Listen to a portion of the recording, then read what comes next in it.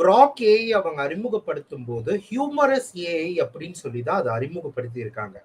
இப்போ chat GPT மாதிரியானதுக்கும் கிராக்குக்கும் வந்து சின்ன வித்தியாசம் என்ன அப்படின்னா, நீங்க சொல்ற மாதிரியான ஸ்லாங்குக்கு இம்பார்ட்டன்ஸ் கொடுக்கறது. அதாவது கிராக் வந்து பொதுவா ஏஐகள் ஒரு டேட்டாவை வச்சு ட்ரெயின் பண்ணுவாங்க.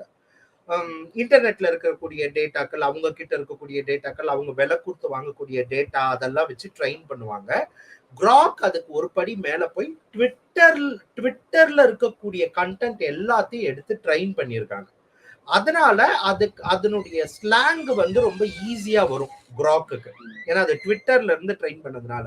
இன்னொன்னு, சாட் ஜிபிடி, ஜெமினி, பெர்ப்ளெக்சிட்டியாலையும் கிராக் இப்ப பண்ற மாதிரி பண்ண முடியும். ஆனா அவங்க அதை வந்து தேர்ந்தெடுக்கிறாங்க. நம்ம வந்து இந்த மொழியை பயன்படுத்த போவதில்லை, நம்ம வந்துட்டு சாதாரண மொழியில தான் பதில் சொல்ல போறோம் அப்படின்ட்டு ஒரு ஒரு இப்போ வந்து நிறைய ஏஐஸ் வந்துருச்சு இல்லையா? அதுல ஒரு போட்டி வந்து உருவாயிடுச்சு.